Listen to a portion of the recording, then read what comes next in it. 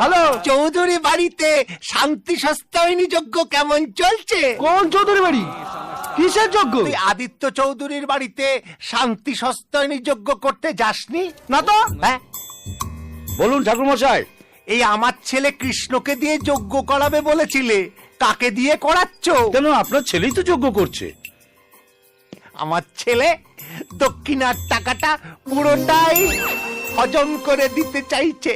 শোনো দয়া শঙ্কর, ওই দক্ষিণার টাকা হিসেবে তোমরা যেটা ধার্য করেছো সেটা সোজা আমার বাড়িতে পাঠিয়ে দেবে, কিছুতেই আমার ছেলের হাতে দেবে না। কিন্তু কেন?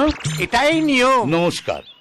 মাগো, আমার স্বামীকে যখন আমি প্রথম দেখেছিলাম ঠিক আপনারই মতো এইভাবে দরজার সামনে দাঁড়িয়েছিলেন। আমি জিজ্ঞাসা করেছিলাম চা খাবেন, উনি বলছেন না, লেবু জল খাবো। আমি লেবুও খাবো না, জলও খাবো না, আমি দেবো। কি দেবেন? এই যে টাকা। টাকা? টাকা কখনো দরজার বাইরে দাঁড়িয়ে কেউ দেয় নাকি? না না, আমি কোনো কথা শুন, আপনাকে চা একটু খেতেই হবে। আসুন না, আসুন বলছি।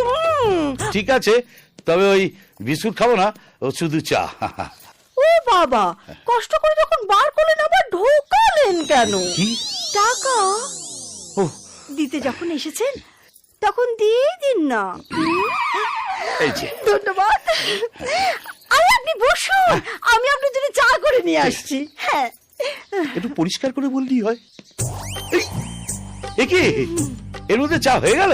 ফ্লাক্সি করা থাকে, বলা যায় না তো কে কখন চলে আসে হুট করে। ও আচ্ছা আচ্ছা, থ্যাংক ইউ। এর ছবি এখানে কেন? কি সুন্দর দেখতে না? এ আমার একমাত্র ছেলে কৃষ্ণের ছবি। আপনি জোরে জোরে বলবেন সুলেমান, তাহলে দেখবেন কৃষ্ণ চলে এসেছে। I'm not Krishna, okay? I'm Suleiman. একেবারে একেবারে হুবহু আমার স্বামীর মতো।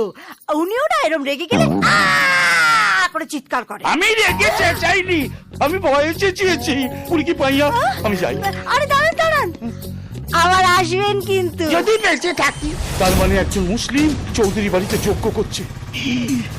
এই কথা যদি আদিত্য চৌধুরী জানতে পারে। ওরে বাবা, আর এটা যদি ওর এই দুই ছেলে জানতে পারে। ও বাবা, এ তো সুলেমানও জানতে পারে। সুলেমান জানলে তো। সুলেমান সুলেমান সুলেমান, বারবার বলা সত্ত্বেও তুমি আমাকে এই বাড়িতে নিয়ে এসেছো বলদা, এর শাস্তি তোমাকে ভোগ করতেই হবে।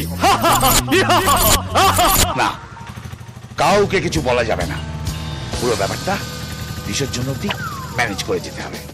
রাজীব, রাজু,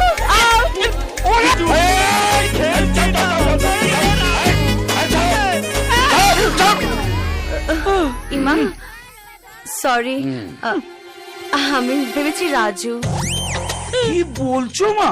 হ্যাঁ, রাজু সাইজ আর এই মালটা সাইজ তোমার এক মনে হলো? ছি ম্যানেজার বাবু, ঠাকুর মশাইকে আপনার মাল বলাটা উচিত হয়নি। ওরে মা, এ এমন গোলমাল পাকাবে না, পরে সামাল দিতে পারবে না।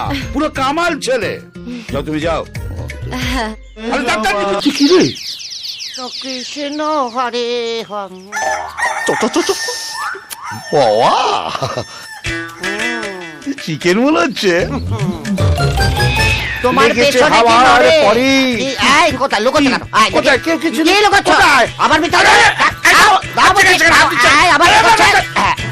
এটা কি হরে কৃষ্ণ? আরে এটা তো বেগুনি আর ডাল বড়া। কতদিন ডাল বড়া খাইনি। হরে কৃষ্ণ। আরে ওই ডাল বড়া খাস না, যদি চক্রবর্তী পুরো পুরকি পাইয়া হয়ে যাবে।